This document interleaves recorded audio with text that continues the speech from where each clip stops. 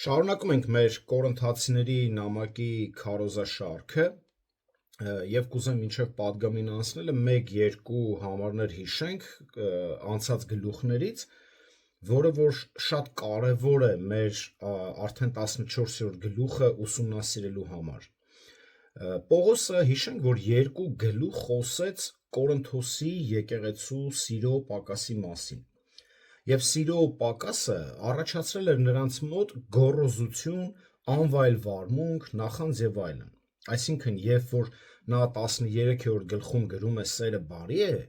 նրանց մեջ բարություն չկար։ Սերը չի նախանձում, նրանք նախանձում էին։ Սերը չի հպարտանում, նրանք հպարտանում են։ Եվ այդպես շարունակ։ Այս ցանկը հենց իրենց հակառակ պատկերն էր։ Եվ 12-րդ գլուխ 31 համարում տեսանք, որ թարգմանության սխալ կար։ Տեքստում այսպես էր գրված, բայց դուք խիստ նախանձախնդիր եղեք լավագույն պարգևներին։ Բայց այստեղ թարգմանության սխալը բնագրում մենք ճշտեցինք, որ գրված էր, բայց դուք նախանձից դրդված եք ցանկանում պարգևներ։ Նաև տեսանք 13-րդ գլուխ 8 համարում, որ ասում է լեզուները կլռեն, դա հուներեն կատագերգեո բառն է, որը նշանակում է լեզուները իրենք իրենց կլռեցնեն։ Այսինքն, երբ որ իր գործն անի, ազգերին քարոզվի ավետարանը, դառնա վկայություն անհավատների համար, կդադարի գոյություն ունենալուց։ Եվ քանի որ լեզուների պարգևին կորինթացիները շատ էին նախանձում, Պողոսը մի ամբողջ գլուխ գրեց այս թեմայի վերաբերյալ։ Եկեք կարդանք 14-րդ գլուխ առաջի Կորինթացիների 1-5 համարները։ Սիրո հետամուտ եղեք եւ հոգեվոր պարգևներ ցանկացեք, բայց հատկապես որ կարողանաք մարգարյանալ, որովհետեւ լեզվով խոսողը մարդկանց հետ չի խոսում, այլ Աստծո հետ, որովհետեւ ոչ ոք չի հասկանում նրան, բայց նա հոգով խորհուրդներ է հայտնում։ Իսկ նա, ով մարգարյանում է, մարդկանց է խոսում շինություն, մխիթարություն եւ սփոփանքի համար։ Անծանոթ լեզվով խոսողն իր անձն է կերտում, իսկ մարգարյացողը եկեղեցին։ Ես կկամենայի, որ բոլորդ էլ լեզուներով խոսեք, բայց հատկապես որ մարգարյանաք, որովհետեւ ավելի մեծ է մարգարյացողը, քան լեզուներով խոսողը, բայց միայն եթե թարգմանվի,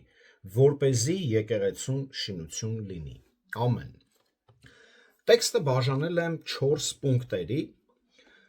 Առաջինը սիրուն հետևողը մարգարյանալուն է ձգտում եկեղեցին կերտելու համար։ Առաջի համարում ենք տեսնում։ Երկրորդ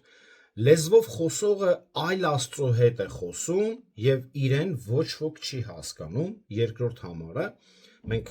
կուսումնասիրենք, որտեղ այստեղ կրկին բազմաթիվ սխալներ կա, որը որ այսօր շատերն են ընկալում բնագիրը չուսումնասիրելով։ Երրորդը մարգարյացողը եկեղեցին է ուզում շինել, իսկ լեզվով խոսողն իրեն է ուզում շինել։ Երրորդ 4 համարում։ Եվ չորրորդ եկեղեցու շինության համար կամ մարգարյանում են, կամ լեզուներով ասած խոսքը թարգմանում։ Մեր տեքստի գլխավոր միտքը հետևյալն է. սիրով լցված մարդը իրեն չի կերտում, այլ եկեղեցուն։ Սերը նկարագրելով որպես ամենաբարձր ճանապարհ, գերազանցելով բոլոր ծառայություններին եւ պարգևներին, Պողոսը ուղղակիորեն հանդիմանում է կորինթացիներին սիրո պակասի, լեզուների պարգևի թյուրըմբռնման եւ չարաշահման համար։ Կորինթացի հավատացյալները այնքան չարաշահեցին այս պարգևը, որ լեզուների խառնաշփոթի առումով մրցեցին Բաբելոնի հետ։ Հետևաբար առաքյալը մի ամբողջ գլուխ է նվիրում այն խնդրին, որ այդքան բնորոշ էր Կորինթոսին։ Պողոսի օրերում էքստազի մեջ խոսելու սովորությունը տարածված է շատ հունահռոմեական հեթանոսական կրոններում, այդ թվում Կորինթոսում ծաղկող այս կրոններում։ Ինչ էր էքստազի մեջ այս տարածված խոսակցությունը։ Դա նույնպես անհասկանալի բառերի հնչյուններ էր, որը որ այսօր տեսնում ենք խարիզմատների մոտ։ Ուրեմն Ջոն Մակարտուրը այսպես է գրում. կրոնական մոլեռանդները պարելով եւ ալկոհոլով խելագարության էին մատնվում, մինչև որ ընկնում էին կիսագիտակցական կամ նույնիսկ անգիտակից վիճակի մեջ։ Մի փորձառություն, որը նրանք համարում էին աստվածության հետ հաղորդակցության բարձրագույն ձևը։ Նրանք հավատում են, որ այս վիճակում իրենց հոգին լքում է մարմինը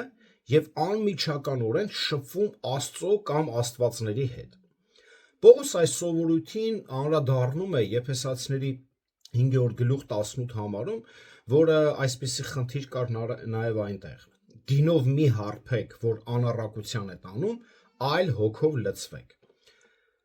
Հեթանոսների շրջանում նման փորձառությանը հաճախ ուղեկցող էքստետիկ խոսքը համարվում էր աստվածների լեզու։ Լալեն, գլոսիե, գլոսայս, խոսել, լեզվով, լեզուներով, այս տերմինները, որոնք Պողոս առաքյալը այդքան հաճախ է օգտագործում 14-րդ գլխում, այդ օրերին լայնորեն օգտագործում էին հեթանոսական էքստազի մեջ խոսելը նկարագրելու համար։ Հույները նույնպես նույն նպատակով օգտագործում էին էրոս բառը։ Չնայած էրոս բառը սովորաբար նշանակում էր սեռական սեր, այն նաև նշանակում էր ցանկացած ուժեղ զգայական զգացողություն կամ գործողություն, իսկ հեթանոսական էքստետիկ խելագարությունը հաճախ ուղեկցում են սեռական օրգաններով եւ բոլոր տեսակի այլվասեռվածություններով։ Կորինթոսի եկեղեցում լեզուներով խոսելը հաճախ ընդունվում էր այս հեթանոսական էքստազի ձևն ու երանգը։ Լեզուների էքստազի հուզականությունը կորինթացիներին գործնականում զրկում էր առողջ բանականությունից։ Ավելին, այնտեղ բոլորը ձգտում էին արտահայտել իրենց կարծիքը եւ ամեն ինչ անել իրենց ձևով, եւ սա տարածված սովորություն էր նրանց շրջանում։ Եվ պաշտամունքի արարողությունները վերածվում էին լիակատար քաոսի, տեղ չթողնելով պաշտամունքի եւ շինության համար։ Քանի որ Կորինթոսի եկեղեցին չափազանց մարմնավոր էր, կարելի է վստահ լինել, որ նրանց լեզուներով խոսելու մեծ մասը կեղծ էր։ Այս հավատացյալները չունեին պատշաճ հոգևոր վիճակ։ Ճշմարիտ հոգևոր պարգևները պատշաճ կերպով օգտագործելու կամ իրական պտուղները պատշաճ կերպով դրսելու համար չունեն այդ հոգևոր վիճակը։ Իրականում Կորինթոսում այսպես էր։ Պարգևները, որը նրանք օգտագործում են եւ ցուցադրում, կեղծ էր։ Իսկ իրական պարգևները, որը տրվել էր ի վերուստ, նրանք չէին օգտագործում։ Հոգու պարգևների ինչ դրսևորում կարող էր լինել Կորինթոսի հավատացյալների հավաքույթներում, ովքեր այդքան աշխարհիկ, համառ, եսասեր, նախանձ, վիճաբանող, ամբարտավան, ուրիշներին անտեսող, խաբեբա, որկլամոր, անբարոյական են, ավելին, Տիրոջ ընթրիքը պղծող էին։ Ինչ պարգևներ պիտի դրսևորեր այս եկեղեցին։ Եթե ասենք նրանք քայլում էին որպես հոգևոր, կխախտենք Աստվածաշնչյան բոլոր սկզբունքները։ Անհնար է հոգով քայլել, միաժամանակ բավարարելով մարմնի ցանկությունները։ Այսպիսի աղավաղված հոգևոր գաղափարների ֆոնի վրա Պողոսը Կորինթոսին սովորեցնում է լեզուների պարգևի մասին 3 հիմնարար ճշմարտություն։ Նախ, որ այս պարգևը երկրորդական է մարգարեության պարգևի համեմատ 1-ից մինչև 19 համարները, երկրորդ, դրա նպատակն էր ծառայել որպես նշան անհավատների համար 20-ից 25 համարներում, եւ երրորդ, այս պարգևի ծառայության մեջ պետք է պահպանվեր որոշակի կարգ քաոսից խուսափելու համար, որը ոչ կորինթացիներն էին անում, ոչ էլ այսօրվա իբրև լեզուներով աղոթող եկեղեցիները։ Մենք այս համարները մանրակրկիտ կուսումնասիրենք շաբաթների ընթացքում։ Առաջին բաժնում առաքյալը պատճառներ է բերում, թե ինչու լեզուների պարգևը երկրորդական է մարգարեության պարգևի համեմատ։ Մարգարեությունը, ասում է, կերտում է հավատացյալների ամբողջ ժողովը, բայց լեզուները անհասկանալի են, դրանք ավելի շատ ազդում են զգացմունքների, քան մտքի վրա։ Առաջին համարը բառացի թարգմանել են բնագրից, որը այսպես է հնչում. զարգացրեք սերը և եռանդուն կերպով ձգտեք հոգևոր բաների, որպեսզի կարողանաք մարգարեանալ։ Բնագրում պարգև բառը չի գրվում, թեպետ այո, տեքստի մեջ մենք տեսնում ենք ինչի մասին է խոսում։ Մարգարեությունը կերտում է ամբողջ ժողովրդին։ Դիոկո, հետամուտ բառը, որտեղ ասում է սիրուն հետամուտ եղեք, այս բառը նշանակում է հետևել, ձգտել, հասնել կամ հետապնդել ամբողջ ուժով, հետապնդեք ձեր ամբողջ ուժով սիրուն, այսա էր խոսում։ Ինչպես Պողոսը շեշտեց նախորդ գլխում, կորինթացիները պետք է ամեն ինչից վեր հետապնդեին սերը։ Սիրո պակասը նրանց ամենամեծ խնդիրն էր, և մնացած բոլոր խնդիրները ինչ-որ կերպ կապված էին դրա հետ, բայց միակ ուժեղ զգացումը, որը նրանցից շատերը զգում էին, ծայրահեղ ինքնասիրությունն էր, այսինքն նրանք ինքնասիրահարվածներ էին, այլ ոչ թե եղբայրասերներ։ Այս համարում Պողոսը նրանց հրամայում է հետամուտ լինել սիրուն։ Սակայն այն փաստը, որ սերն ավելի կարևոր է, չի նշանակում, որ մնացած ամեն ինչ պետք է անտեսվի։ Ոչ, սերը չի փոխարինում այլ առաքինություններին, նույնիսկ բարի գործերին։ Իրականում այն բարի գործերի մեծ շարժիչ ուժն է, միակ շարժիչ ուժը։ Այն նաև բոլոր հոգևոր ծառայությունների և բոլոր հոգևոր պարգևների ճիշտ օգտագործման մեծ շարժիչ ուժն է։ Միայն անկեղծ սիրուց է ծնվում աստվածահաճո ծառայությունները, բարի գործերը, իսկ եթե աստվածային անկեղծ սիրուց չի արվում բարի գործերը կամ պաշտամունքը, այդտեղ Աստված չի փառավորվում։ Հոգևոր պարգևների հանդեպ այն բուռն ցանկությունը, որ այդքան ոգեշնչել էր կորինթացիներին, ինքնին դատապարտելի չէր։ Սխալը ուրիշ բան էր։ Կորինթացիների եսասիրական ձգտումը ավելի մեծ պարգևներն էր, և 12-րդ գլուխ 31 համարում տեսանք, որ թարգմանության խնդիր կար, որտեղ բնագրում գրված էր այսպես. բայց դուք նախանձից դրդված եք ցանկանում լավագույն պարգևների։ Ինչու՞, որ ցուցադրական պարգևներով գրավեին ուրիշների ուշադրությունը։ Եվ կորինթացիները ճիշտ էին հոգևոր պարգևներ ցանկանալով, բայց նրանց մտահոգությունը պետք է լիներ արդեն իսկ ունեցած պարգևների օգտագործումը, այլ ոչ թե նախանձախնդիր ցանկություն իրենց եղբայրների ունեցածի նկատմամբ։ Նրանց ցանկությունը պետք է լիներ իրենց պարգևներով ուրիշներին ծառայելը, այլ ոչ թե դրանք ցուցադրելը։ Եվ նրանք հատկապես պետք է ցանկանային մարգարեանալ։ Այս հատվածում 1-5 համարներում Պողոսը 5 անգամ օգտագործում է մարգարեանալ բառը, և բոլոր տեղերում խոսում է եկեղեցու շինության համար, իսկ մարգարեանալ նշանակում է խոսքը բացատրել, այլ ոչ թե այսօրվա եկեղեցիների պես նոր հայտնություններ տեսնել։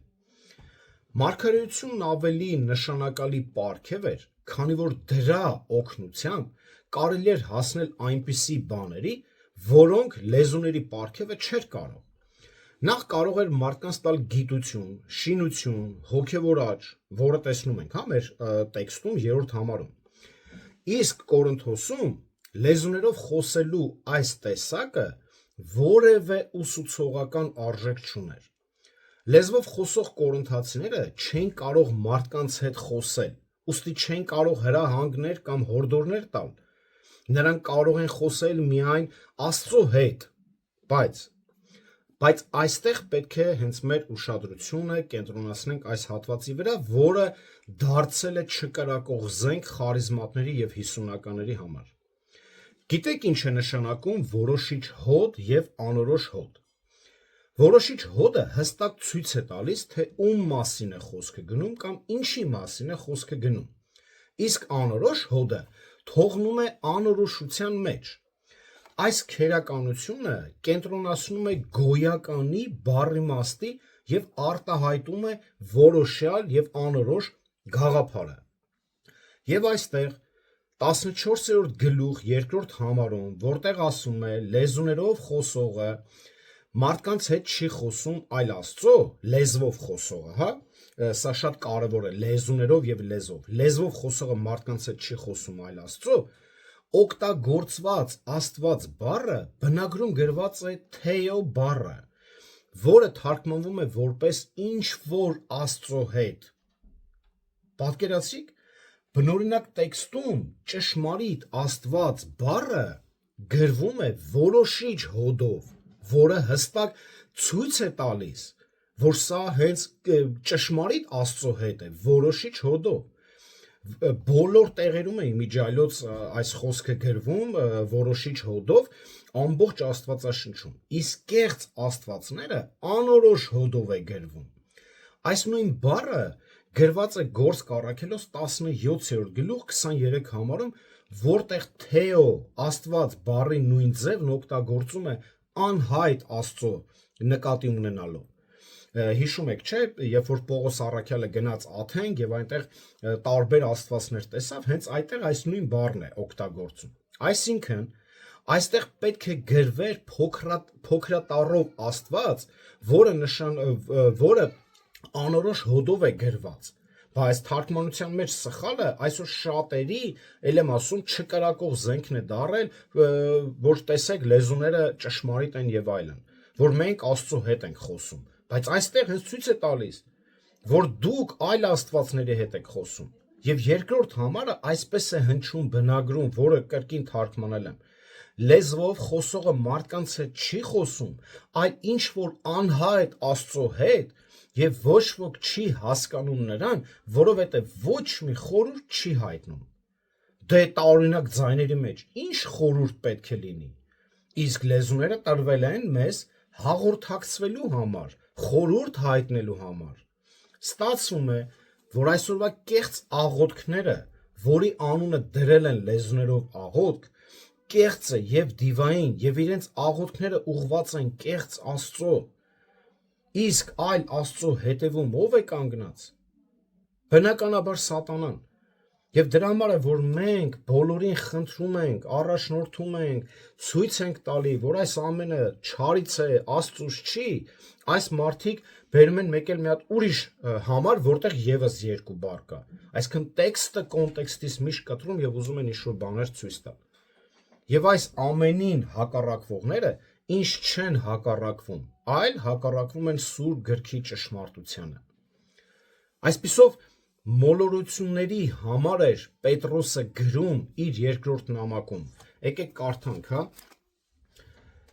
Երկրորդ Պետրոս 3-րդ գլուխ 15-16 համարը։ Ինչպես եւ մեր սիրելի եղբայրը Պողոսը իրեն տրված իմաստությամբ ձեզ գրեց, ինչպես եւ բոլոր թղթերում ասում է այս բաների մասին, որոնց մեջ որոշ դժվար ըմբռնելի խոսքեր կան, որոնք տգետների ու անհաստատների կողմից ծուռ են մեկնվում, ինչպես անում են նաև մյուս գրքերի դեպքում, իրենց իսկ անձի կորստյան համար։ Բնագրում գրված է իրենց իսկ հոգին կորստյան մատնելու համար։ Եվ հենց այսպիսի մոլորությունների համար է նաև Մատթեոս ավետարանը, որը որ այսօր է նաև դարել կիրառելի, հենց գրում է. «Վայ ձեզ, կեղծավորներ, դպիներ ու փարիսեցիներ, որ ծովով ու ցամաքով շրջում եք, որպեսզի մեկին նորահավատ դարձնեք, ու երբ ստացվում է, նրան ձեզանից կրկնապատիկ ավելի դժոխքի որդի եք դարձնում»։ Եվ այստեղ ավելի լավ ենք հասկանում Պողոսի ասածը 1 Տիմոթեոս 4:1-ը։ Հոգին հայտնապես ասում է, որ վերջին ժամանակներում ոմանք հավատից կհեռանան եւ ուշադրություն կդարձնեն մոլորեցնող ոգիների եւ դևերի վարդապետությանը։ Նույնը ոչինչ չի փոխվել։ Այսօր էլ է մեր օրերում մարդիկ ձգտում են, գնում են ինչ-որ հյուսային պողոտաներ, տնից տուն են եթում, որ ինչ-որ իբրև մեկին փրկեն, բայց իրականում կրկնապատիկ դժոխքի որդի են դարձնում։ Բերում են ծառայությունների, որտեղ որ Աստված չկա, որտեղ որ իրենց պաշտամունքները ուղղված է այլ աստվածների։ Ահա թե ինչու՞ն է խնդիրը։ Եվ որևէ Աստծուն թարգմանությունը հաստատվում է նաև այն փաստով, որ Աստվածաշունչը չի հիշատակում որևէ դեպք, երբ հավատացյալները Աստծուն դիմել են ոչ միայն տարածված հասկանալի լեզվով, այլ որևէ այլ լեզվով։ Այդպիսի բան մենք չենք տեսնում։ Նույնիսկ մեր Տիրոջ Հիսուսի մեծ քահանայական աղոթքը Հովհաննես 17-րդ գլուխը, այդ աղոթքի լեզուն, որտեղ որդին իր սիրտը թափեց հոր առաջ, երբ Աստված մեր Տերը հաղորդակցվեց Հայր Աստծո հետ, պարզ եւ հստակ էր։ Հիսուսը ըստ էության զգուշացնում էր. երբ աղոթում եք, մի օգտագործեք անիմաստ կրկնություններ, ինչպես հեթանոսները, Մատթեոս 6-րդ գլուխ 7-րդ համարը։ Հիսուսը նկատի ուներ հեթանոսների անհասկանալի այս բարբաջանքը, որոնք բաղկացած են նույն հնչյունների անիմաստ կրկնությունից, որը նաև տեսնում ենք հենց մեր օրերում։ Հիսուսի առաջարկած աղոթքը, որը սովորաբար կոչվում է տերունական աղոթք, պարզության եւ հստակության օրինակն է։ Սակայն մարմնավոր կորինթացիները շատ ավելի հետաքրքրված էին անկեղծությամբ, քան պարզությամբ, եւ գերբնականը նրանց ավելի շատ էր գրավում, քան ուսուցողականը։ Նրանց չէր մտահոգում, որ լեզուներով խոսողները բառացիորեն անհասկանալի են։ Հոգու առեսվածները արտասանելու համոզմունքը ու ինքնաբավարարվածությունը նրանց ավելի շատ էր հետաքրքրում։ Բայց այն փաստը, որ այդ առեսվածները ոչ մեկի համար իմաստ չունեն, նրանց չէր անհանգստացնում։ Պողոսի այստեղ հիշատակած առեսվածները կապված էին միստիկ հեթանոսական կրոնների հետ, որոնցից վարակվել էին կորինթացի քրիստոնյաներից շատերը։ Այսօրվա քարոզիչները երկրորդ համարի վերջին մասի, հոգով խորհուրդները հայտնում, խոսքը ասում են, որ Սուրբ Հոգով խորհուրդները հայտնում, բայց այստեղ Պողոսի ասած ոգին Սուրբ Հոգին չէ, այլ պարզապես մարդկային ոգին, ինչպես ցույց է տալիս տեղային հոլովը։ Տեքստը ուշադիր կարդացողը հստակ նկատում է, որ Պողոսը չի պաշտպանում լեզուներով պարգևը։ Նա պարզապես ցույց է տալիս, որ այն կեղծելու բոլոր ջանքերն ապարդյուն են։ Կորինթոսի ժողովուրդ, կարակ չկեղծեք, այդ բոլորը ապարդյուն են, տեսանելի են, որ դուք ուղղակի կեղծում եք։ Եվ հավատացյալը, որը պատշաճ կերպով օգտագործում է իր ճշմարիտ հոգևոր պարգևը, ծառայում է ոչ թե կեղծ Աստծո, այլ մարդկանց։ Օրինակ, մարգարեացողը խոսում է մարդկանց հետ շինության, խրատի եւ մխիթարության համար։ Մարգարեության նպատակն է զորացնել շինությամբ, աջակցել խրատով եւ խրախուսել մխիթարությամբ։ Իսկ այս կեղծ լեզուների պարգևը ոչ ոքի օգուտ չէր տալիս։ Եվ ինչպես գիտենք, պարգևները տրվում են ընդհանուր եկեղեցու շինության համար, այլ ոչ թե անհատական շինության, որը խոսում է առաջի Կորինթացիներ 12-րդ գլուխ 7 համարը, որ պարգևները տրվում են, որ դու օգտագործես դիմացինիդ շինության համար։ Իսկ լեզուներով խոսողը ինչ որ մեկին շինություն տվել է կամ տալիս է, իհարկե ոչ։ Հոգևոր պարգևները ծառայում են ինչ որ արժեքավոր բանի հասնելուն, հոգևորապես եւ գործնականորեն։ Դրանք միշտ նախատեսված են ուրիշ հավատացյալների կամ անհավատների օգտի համար։ Իսկ անծանոթ լեզվով խոսողները ընդհակառակը իրենք իրենց էին ուզում կերտել։ Եվ ես այսպիսիներին հենց հարց ունեմ տալու, որը վերջում էլ պետք է տամ։ Ինչ է տվել քեզ լեզուներով այդ քո ասած, խոսալը, աղոթք անելը, որ ինձ չի տվել Աստված։ Ինչ է քեզ տվել այդ լեզուները, որ Սուրբ Գիրքը չի կարողանում մեզ տալ։ Սուրբ Գրքի ուսմունքը, որը որ առաքյալ ասում է, Աստծո խոսքը բավարար է Աստված պաշտության թե կյանքի համար։ Իսկ հիմա դու փորձում ես հրեշտակի լեզվով խոսած, ինչը երկնքում էլ է Բաբելոնի դեպքը տեղի ունեցել հրեշտակների մեջ տարբեր հնչյուններով, Աֆրիկացին ուրիշ ձև այդ լեզուներն աղոթում, Հայաստանում ուրիշ ձև, Ռուսաստանում ուրիշ ձև, որ նայում ես մեկը մեկուց երևում է, որ ինչ որ տարբեր հնչյուններ է, այսինքն ինչ է երկնքում էլ է այդ Բաբելոնի դեպքը տեղի ունեցել։ Իսկ անծանոթ լեզվով խոսողները ընդհակառակը իրենց էին ուզում կերտել, եւ այստեղ Պողոսը հեգնանքով էր խոսում։ Առաքյալի հեգնանքը կարելի է տեսնել նաև 4 գլուխ 8 համարում, որ ասում է արդեն հարստացել եք, թագավորում եք, երանի թե թագավոր եք, մենք էլ ձեր հետ թագավորենք։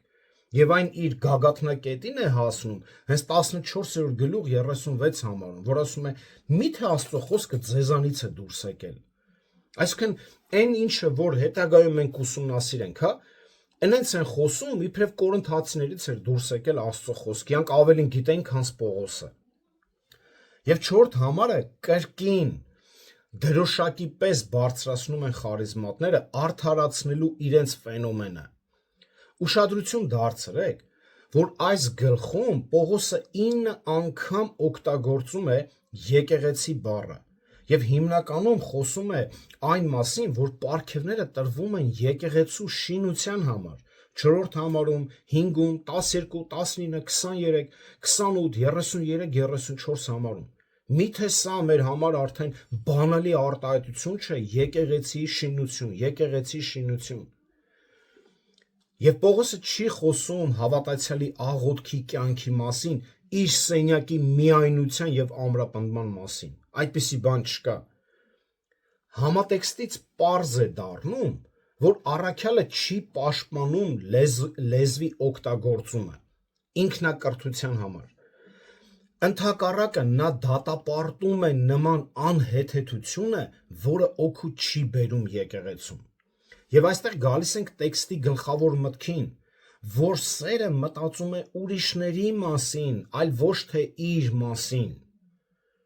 Եթե մարդը պարգևն օգտագործում է սիրուց մղված, դա օգուտ կբերի եկեղեցուն։ Բայց ինչպես տեսնում ենք, եկեղեցուն օգուտ բերող պարգևը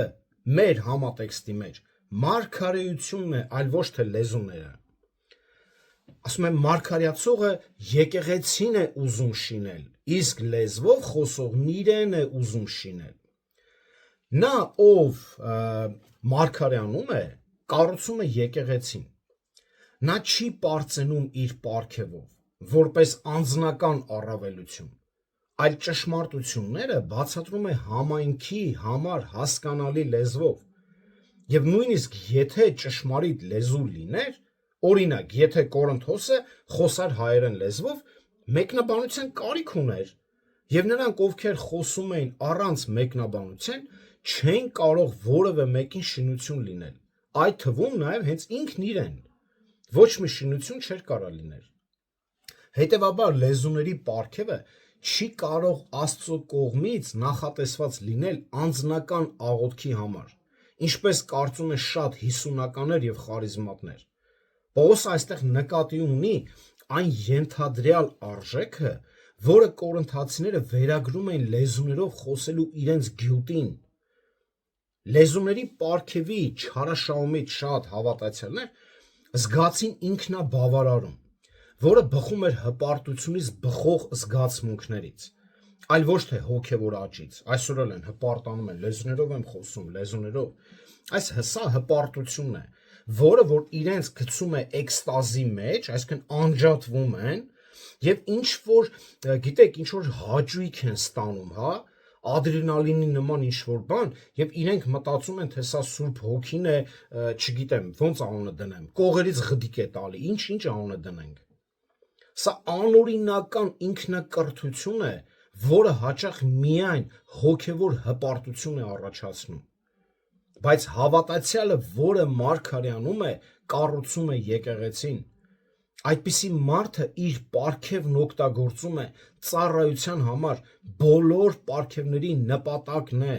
ծառայության համար կերտել եկեղեցին։ Պատճառն այն է, որ մարգարեացողը խոսում է մարդկանց համար հասկանալի լեզվով, սա է ամբողջ տարբերությունը։ Նա պարզապես նշում է, որ մարգարեությունը մարդկանց համար հասկանալի լեզվով քարոզ կարդալու նպատակն է, խոսքը բացատրելու համար է։ Ահա թե ինչն է լեզուների պարգևի նպատակը։ Պողոսն ասում է, որ պարգևները նախատեսված չեն քո Աստծո հարաբերությունների օգտագործելու համար, այլ ուրիշների համար։ Եվ ոչ միայն այստեղ, այլ Սուրբ գրքում ոչ մի տեղ չեք տեսնի, որ պարգևները տրվում են անձնական շահի կամ աճի համար, այլ տրվում են քեզ, որ օգտագործես ուրիշների շինության համար։ Իսկ այսօր մենք տեսնում ենք, այս մարդիկ տեքստը չեն կարդում։ Իրենք երկու բառ կտրում են տեքստից եւ իրենց համար վարդապետություն են կառուցում։ Եվ ով է ուզում, որ խոսքի գլխավոր միտքը չհասկանաս, ով է ուզում, որ նպատակը չհասկանաս, միայն կարա չարից լինի, եւ այս մարդիկ տրվել են այդ չարի սկզբունքներին։ Լեզուների պարգևի չարաշահումից շատ հավատացյալներ զգացին ինքնաբավարարում, որը բխում էր հպարտությունից բխող զգացմունքներից, այլ ոչ թե հոգևոր կառուցումից։ Սա անօրինական, ասում եմ, ինքնակրթություն է, որը հաճախ միայն հոգևոր հպարտություն է առաջացնում, որտեղ նրանց նպատակը ուրիշներին ծառայելը չէ, ինչպես կարծում էին հենց որոշ կորինթացիներ։ Նրանց ամբողջ նպատակը ես իմ համար։ Բայց մեր պարգևները ուրիշներին ծառայելն է Աստծո փառքի համար, որովհետև հոգու դրսևորումը յուրաքանչյուրին տրվում է ընդհանուր բարօրության համար, առաջի Կորինթացիների 12:7 համարը, իսկ 4-րդ համարը հնչում է այսպես բնագրում. լեզվով խոսողնիրն անձն է ուզում կերտել, իսկ մարգարեացողը եկեղեցին, ապա թարգմանության մեծ տարբերություն է։ Գիտեք, այսօր շատ քարոզիչների հետ ենք խոսում, բացատրում, որ ուսումնասիրեք Սուրբ Գիրքը, բնագիրը, որ չմոլորվեք ու չմոլորեցնեք, որտեվ անընդհատ մենք իրանց առաջնորդում ենք տեքստը կոնտեքստի մեջ նայել, բնագրից նայել, եւ ոչ միայն քարոզիչները, այլև շատերին բացատրում ցույց ես տալիս, բայց իրենք ով է այսպես ուսումնասիրել։ Իրենք ասում ես գնում են նորից էլի նույն իրանց падգամը կրկնում են։ Եվ սա գիտեք որն է, 2 Պետրոս 2:22 համարը, որ Պետրոսն ասում է, հա, առակածից է մեջ բերում անում, շունը իր փխսածին է վերադառնում, կամ լվացված խոզի աչքը միշտ ցեխի մեջ է։ Գնում են եւ հենց այտենց են շարունակում են նորից իրանց կեղծ ուսմունքներով մարդկանց ուղակի մոլորեցնել։ Եվ 5-րդ համարում Պողոսն ասում է. ես կամենում եմ, որ դուք բոլորդ լեզուներով խոսեք։ Պողոսը զգուշացնում էր կորինթացիներին լեզուների պարգևը չարաշահելու մասին եւ այս գլխի սկիզբը նվիրեց այս պարգևի թերի լինելու պատճառների բացատրությանը։ Իսկ ինչու նա հանկարծ որոշեց, որ խնդիրը կարող է լուծվել, եթե բոլորը լեզուների պարգև ունենան։ Պողոսը ցանկանում էր անհնարինը, որպեսզի ավելի հստակ արտահայտեր իր մտքերը։ Նա իհարկե գիտեր, որ բոլոր քրիստոնյաները չեն կարող ունենալ նույն պարգևը։ Բոլորն ունեն բժշկելու պարգև, բոլորն են խոսում լեզուներով, բոլորն են թարգմանում, ասում է 12:30 համարը։ Իհարկե ոչ։ Պարզապես Պողոսը ուներ այսպիսի մի մոտեցումներ, հա, նա անընդհատ իր խոսելաոճի մեջ մենք տեսնում ենք, որ ինքը ինչ որ ծայրահեղություն, անհավանական օրինակներ է բերում, որպեսզի իր միտքը լավ արտահայտի։ Օրինակ 13-րդ գլխում հենց մենք տեսնում ենք 13-րդ գլխում տեսնում ենք այսպես է ասում. եթե մարդկանց հրեշտակի լեզուներով խոսեմ, եթե թարգմանության, մարգարեության պարգևն ունենամ եւ հասկանամ բոլոր խորհուրդները եւ ամբողջ գիտությունը, եթե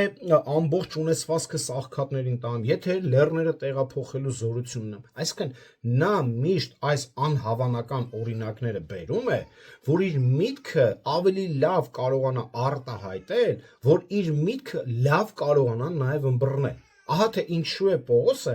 այս անհավանականությունները բերում։ Պողոսը ցանկանում էր անհնարինը, որպեսզի ավելի հստակ, ասում եմ, արտահայտեր իր միտքը։ Իհարկե գիտեր, որ բոլոր քրիստոնյաները չեն կարող ունենալ նույն պարգևը։ Ցանկանալ, որ բոլոր կորինթացի հավատացյալներն ունենան լեզուների պարգևը, նշանակում է թույլ տալ մեզ զտվել իրարից։ Պատկերացրեք, բոլորս խոսայինք լեզուներով։ Ես անգլերեն, դու պարսկերեն, Գևորը լեհերեն, կստեղծվեր մի նոր Բաբելոն։ Իրար չենք հասկանա եւ կպառակտվենք եւ կվարվենք ինչպես հենց կորինթացիները։ Պողոսը պարզապես ցանկանում էր, որ որքան հնարավոր է հստակեցնել, որ չի առհամարում իրական լեզուների պարգևը, որը որ գործ կառաքելոցում տեսնում ենք դա ինչ պարգև էր, որ մարդկանց հետ խոսում բացատրում էին, որի իսկական դրսևորումը Աստծուց էր։ Եթե Սուրբ Հոգին ձեզ բոլորիդ շնորհեր լեզուների պարգև ասում է նա դա հիանալի կլիներ։ Հաշվի առեք, որ Կորինթոսում ապրում էին տարբեր ազգեր, հույներ, հրեաներ, հռոմեացիներ։ Բացի այդ քաղաքը որպես առևտրական երկիր, այնտեղ նաև հաճախ մտնում էին այլ երկրների առևտրականներ։ Եվ եթե բոլորը օրինակ վերցնենք, խոսային ճշմարիտ լեզուներով,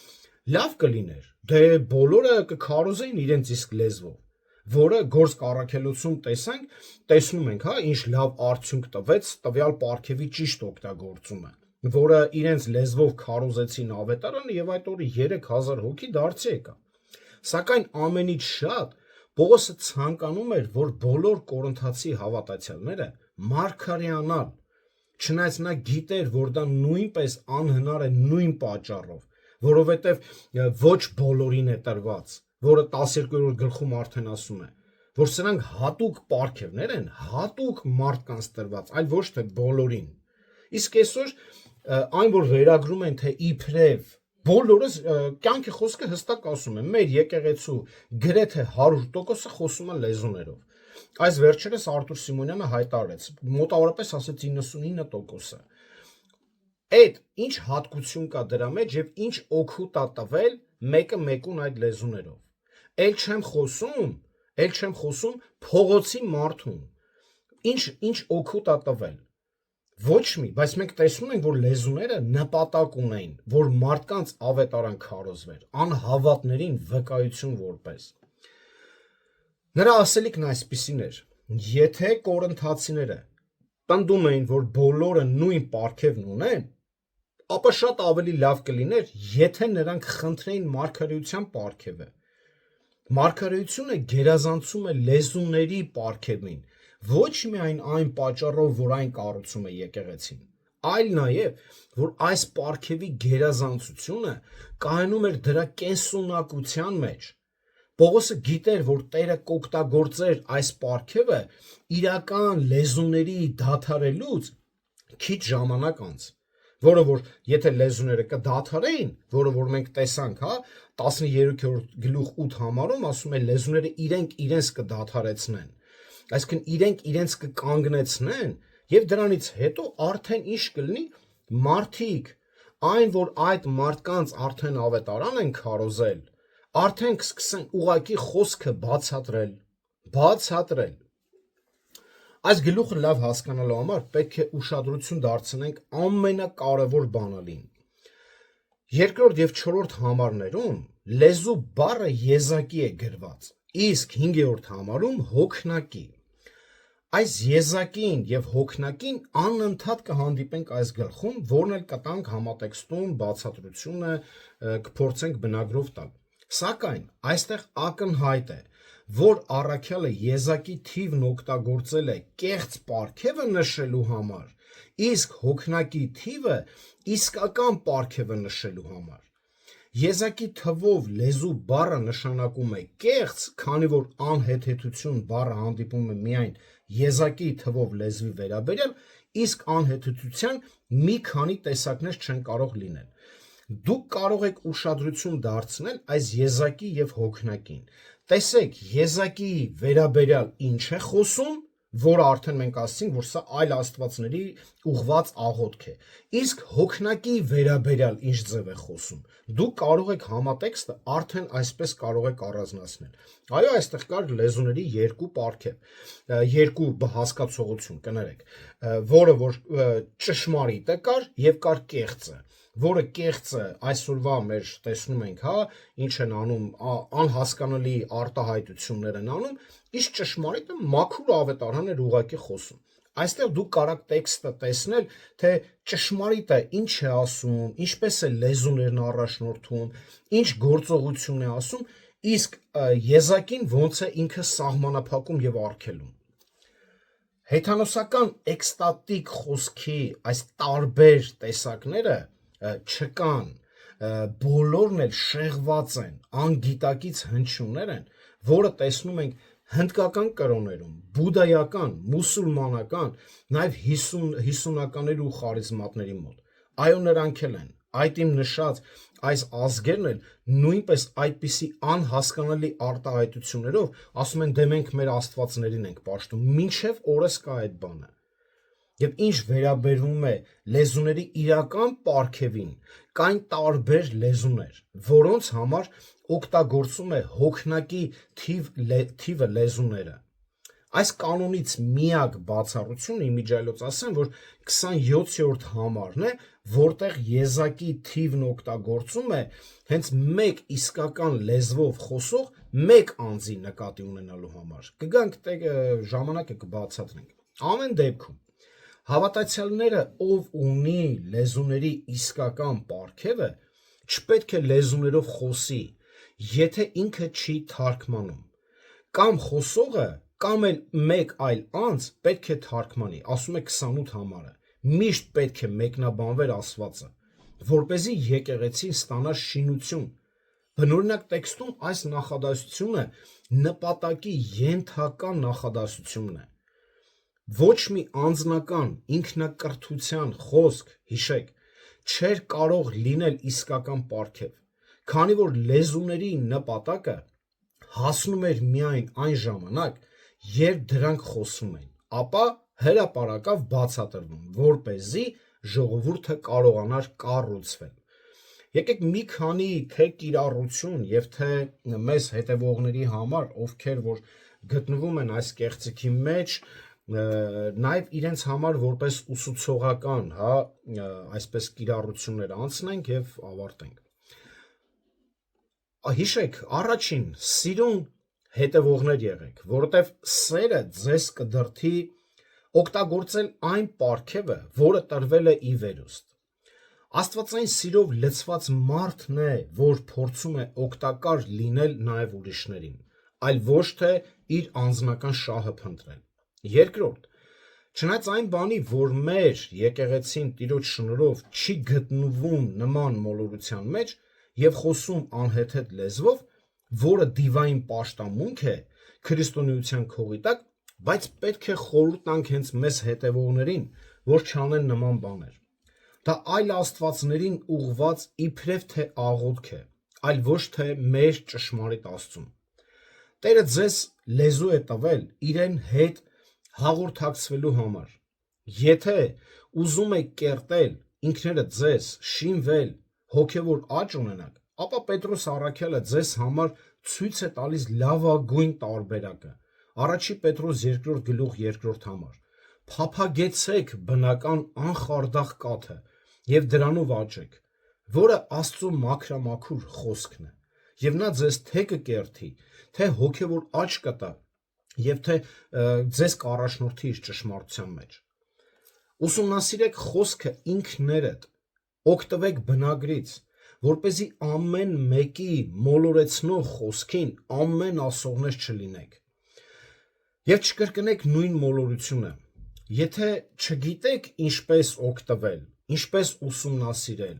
կամ շատ հարցեր ունեք, դուք կարող եք մեզ գրել մեկնաբանության մեջ, կարող ենք կապնվել, մենք անձամբ ձեզ կօգնենք, կառաջնորդենք, որպեսզի դուք դուրս գաք այդ մոլորությունից դուրս գաք։ Հիշեք այն բազում համարները Աստվածաշնչից, որ զգուշացնում են մոլորեցնող ուսուցիչներից, ովքեր Քրիստոսի անվան տակ մոլորեցնում են ժողովրդին։ Եվ կխնդրեմ մի պահ մտածեք։ Իրոք, մտածեք, ինչ է տվել քեզ, անունը դնենք այդ լեզուներով աղոթքը, ինչպես դուք եք անվանում, որ մեզ չի տվել, երբ մենք չենք աղոթում։ Ինչ է տվել ձեզ այդ աղոթքը լեզուներով, որ Սուրբ Գիրքը չի կարողանում տալ ձեզ։ Ինչ է տվել։ Մի բան,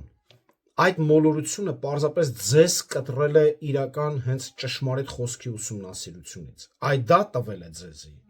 Ձեզ պառակտել է, խաբել է ձեզ, թե դուք վերստին ծնունդ ունեք, փրկվածներ եք եւ իրականում ձեզ կտրել է Սուրբ Գրքից։ Ոչ կարդում եք, ոչ ուսումնասիրում եք։ Դա ուղղակի ձեր մեջ խորեք, ճիշտ եմ, թե սխալ։ Հիշեք, Աստվածաշունչը իրար հետ կապ չունեցող արտահայտությունների ժողովածու չէ։ Շատերը անտեսելով տեքստի գլխավոր միտքը, կոնտեքստից կտրելով վերցնում են 1-2 արտահայտություն եւ կառուցում են վարդապետություն։ Եթե մեկնաբանողը չի տեսնում հիմնական մտքի սկիզբն ու զարգացումը, թե ոնց է միտքը սկսում, ոնց է ընթացքում զարգացնում, հա, ապա տեքստը նրան ոչ մի օգուտ չի տա։ Ընդհակառակը կնկնի մոլորության մեջ, որը արվում է նաև այս հենց հատվածի հետ, մեր այսօրվա ուսումնասիրած։ Եվ դե եթե ինքը մոլորվի, բնականաբար ձեզ էլ մոլորեցնելու է։ Հետևաբար պետք է ուսումնասիրվի տեքստը կոնտեքստում, այլ ոչ թե կոնտեքստից կտրված, որը այսօր շատերը անում են,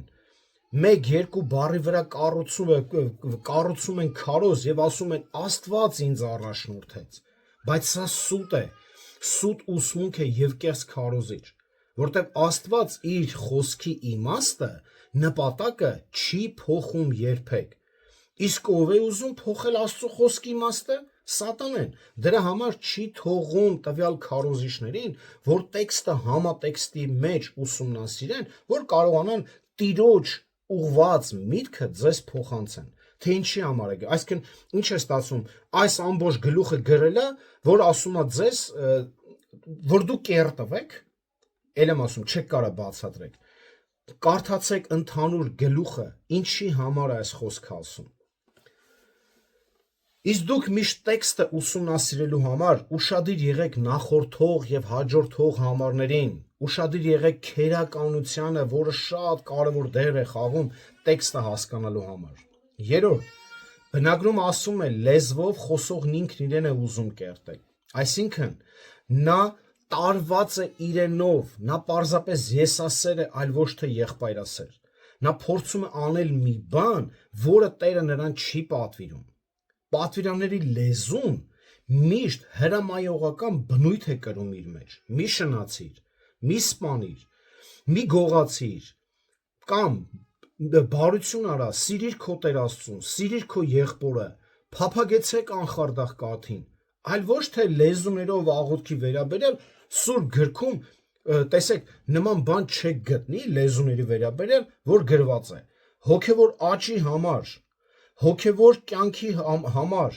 սուրբ կյանք ապրելու համար, եղբայրասեր լինելու համար, աստվածասեր դառնալու համար պետք է աղոթել անհասկանալի լեզվով։ Նման պատվիրան եւ հորդորներ կամ օրինակներ, անգամ օրինակ դուք չեք կարող գտնել, որ գրված է դա այս մարդը լեզվով աղոթում էր եւ նա հոգևոր շատ մեծ աճ ունեցավ կամ սենց դարավ կամնեց։ Այնպես որ եթե ուզում ես կերտվես եւ կերտես ուրիշներին, վերադարձիր Սուրբ Գրքի ճշմարտությանը, սովորիր ճշմարտությունը։ Հիշեք կարևորը, Աստվածաշնչի մասին խոսելը դա չի նշանակում քարոզել Աստվածաշունչը։ Այնպես որ սովորիր ինքդ, որ կարողանաս նաեւ սովորացնել, եւ այդպես անելով մեծ շնորհ կգտնես Տիրոջ մոտ։ Եվ ուշադիր եղիր, թե ինչ քարոզներ ես լսում։ Լսում ես Աստվածաշնչի մասին որոշ խոսքեր, կեղծ խոստումներ, թե խոսքը այսպես կարդում են եւ մանրամասը բացատրում։ Ինչպիսի քարոզներ ես լսում։ Չորրորդ, եթե մեկը կասի, թե լեզուներով է աղոթում, մեջ բերեք այս համարները, որ նախ լեզուները հոգնակի են, որն էլ ցույց է տալիս մարդկային ցեղի հասկանալի տարբեր լեզուները, որը նաեւ խոսում է Գործք առաքելոց 2-րդ գլխում։ Իսկ լեզուն, որը նա համարում է խոսալ կամ աղոթք, ապա պահանջեք, որ թարգմանեն։ Եթե չի թարգմանում, լռեցրեք եւ գիտենք, որ հաստատ չի կարող թարգմանել։ Մի բան պետք է պատմեմ ձեզ։ Հիշում եք, Դերեկ Պրինս մի քարոզիչ կա, որը իմիջիայլոց մեր հայերի ամենասիրելի քարոզիչներից է, հա, շատ եկեղեցիների։ Ես մի անգամ նրա քարոզներից մեկը տեսա, թե ինչպես է նա սովորեցնում, թե ոնց աղոթես լեզուներով եւ թե ոնց օրինակի համար թարգմանես։ Բայց գիտենք, որ պարգևները տրվում են վերևից, պարգևները սովորացնելով չի լինում, դա արդեն առաջի կեղծը։ Ինչևէ, ուրեմն ասում էր աղոթք արեք, ինչ ձայներ գալիս է բերանդ, ինչ ելնում է, ասա, դու ասա, եւ մեկը տես խոսած ասես դե լա թարգմանի։ Սա աշկերը փակ, ինչ որ sense էքստազի մեջ, ու ասում է, Տերն ասում է գնացեք, իբրև թարգմանում է, ասած այդ անհասկանալի արտահայտությունները թարգմանում է։ Գնացեք եւ բոլորին ավետարանը քարոզեք։ Ունդեղ Դերեկ Պրինսը, վաու, տեսակ ինչ է ասում։ Ահա հիմի ոնց անունը դնենք։ Իմ անհասկացող ժողովուրդ ինչ է չի գրված դա ավետարանում, դա ինչ որ նոր բան էր, այսինքն դուք չեք կարդում, չեք տենում, որ դա գրված է։ Եվ այսօրվա հենց շատ ժողովուրդ այդպես կեղծում են, իբրև թե բան ասեցին։ Եվ գիտեք, մի կեղծիք էլ կա, չարիք կա տարածված, որ այսօր մեկը մեկուց գրիպի նման sense վիրուս ընկնելով գնում է, որ ասում են շատերի հետ եմ խոսել ու բոլորը ոնց որ նույն շկոլան անցած են։ Ես որ աղոթք եմ անում, ընդ մեկն ասես դու անգլերեն ես աղոթք անում։ Ինչ ասեց։ Ասա դե թարգմանի։ Հստակ ասա թարգմանի։ Դե ասում է ես տեսա, ես անգլերեն հասկանում եմ, դու դե անգլերենով ասում ես։ Ինչ ասեց ու ոչ մի բան չկա։ Այնտեղ ասում է մեկն էլ լնում է մեկ պայտակ ասում է դե ասեց գիտես ինչ կա բանը աղոթում էր Աստծուն որ քեզ զորացնի եւ այլն այսինքն դու հասկանալի լեզվով այդ բանը չես կարող ասես ժողովուրդ այս ամենը կեղծիք է չարիք է որը որ մոլորեցնում է մարդուն ել եմ ասում կտրում է Աստվածաշնչի ճշմարտությունից եւ թեքում է դեպի ուրիշ ավետարան գաղատացիների ասած թեքում է ուրիշ ավետարանը այնպես որ փառք տանք Տիրոջը, որ նրա շնորհիվ է, որ կարողանում ենք ճշմարտության մեջ մնալ եւ չշեղվել։ Եկեք աղոթք անենք եւ ավարտենք։